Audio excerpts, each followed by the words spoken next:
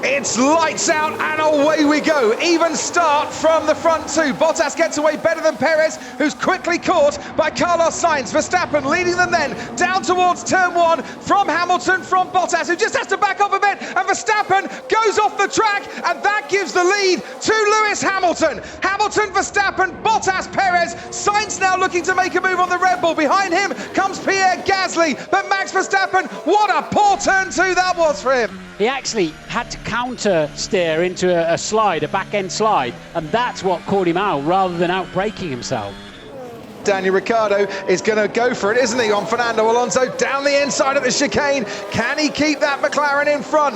That was a very nice move. It's been 4 or 5 laps coming. Fernando Alonso has seen it coming, and obviously that McLaren looking after its tyres a little better. But Alonso will keep this battle as long as he possibly can. Through scene we go now. Lando Norris has gained right up on Fernando Alonso. Lando Norris is going to go down the inside, and Lebose, nice opportunist move from Lando Norris.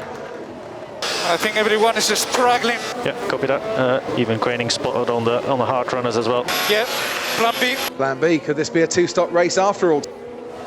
Daniel, box to overtake Gasly. Box to overtake Gasly. Box to overtake Gasly.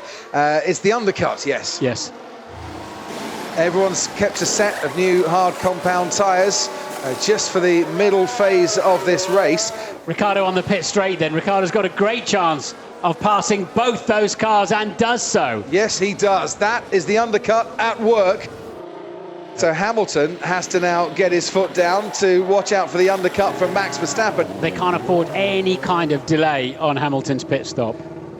Hamilton stops, Verstappen making his way around turn 12. Very neat change there from the Mercedes crew. This is going to be a little tighter than Mercedes would really have liked. Hamilton comes out. Is he ahead of Max Verstappen? No, he is not. Max Verstappen pulls the undercut on Lewis Hamilton. Hamilton was told to give it everything, but for once, Hammer Time didn't give him enough time. This seems to be turning into a two-stop race that was originally going to be a one-stop race. He forced me off. What's this idiot doing? He even went off himself. Of Red Bull pulled an absolute masterstroke here in keeping Perez out for so long. Right, Lando Norris is going for it again on Pierre Gasly to try and get into the points at the end of the first part of the Mistral straight. Lando Norris does slide the Papaya McLaren through and past the Alpha Tauri. Here goes Lando Norris on the Ferrari of Charles Leclerc. We said he was struggling a bit. He was the first of the point-scoring positions to come in and pit, and he's now starting to lose places. That's useful information for the leaders. There goes Pierre Gasly on Charles Leclerc. Leclerc even locks up as Gasly goes past him.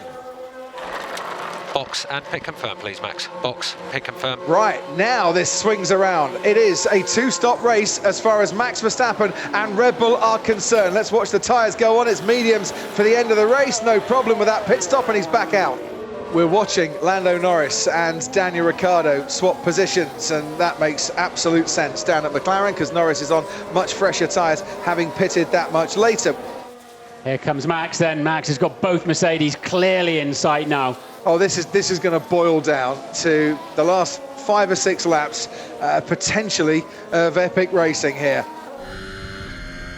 So, on the medium tyres that are fresher as Valtteri Bottas's hard compound tyre, and with DRS as well, he gains on the Mercedes, can't get past the Mercedes, but he's gone wide. Oh, he did. Bottas goes wide, and this time Max Verstappen might get a decent exit out of the chicane and might not need DRS to get past Valtteri Bottas, who looked to have held Verstappen up just long enough to keep that second place. As through scene they go, wheel to wheel, side by side, and they come out of the corner with Verstappen in second place. Now it's game on, but Hamilton somehow is magicking up some pace out of those tyres. Why the no one listen to me when I say it's going to be a two-stopper? Hell. Hamilton to Verstappen, 2.3 seconds, as here goes Perez now on Bottas to the chicane. We saw Bottas run wide there when he was passed by Max Verstappen. This time around, he plants that Mercedes exactly where he needed to. But how much longer can he hold off Sergio Perez here, who's getting a great slipstream, pulls out now to the left-hand side of that Mercedes, and by the time they hit the scene corner, Sergio Perez is up into the podium places. He's going to get DRS, he's going to get a good slipstream, and he's going to put Hamilton uncomfortable as he brakes at the end of the straight.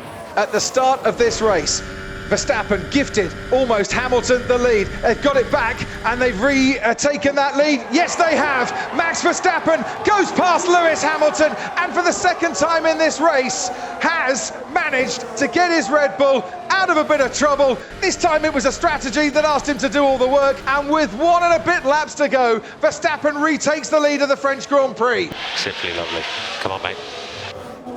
Red Bull have never won 3 races in a row in the turbo hybrid era. Well, that hat-trick is going to be completed here at Paul Ricard this afternoon as Max Verstappen rounds the final corner. He sees his team cheering on the right-hand side. He sees the checkered flag and he wins the French Grand Prix. Lewis Hamilton, who had the long-time lead and a one-stop strategy for Mercedes, has to settle for second this afternoon. Sergio Perez provided great support to his teammate and to his team to come home and take the final podium place as well. If we can beat them here, we'll beat them anywhere. That's what Christian Horner said about Red Bull and racing at Paul Ricard. And beat them they have. Red Bull triumph over Mercedes today, and we only have a week to wait until the next instalment of this enthralling season when we go to Austria for round 8.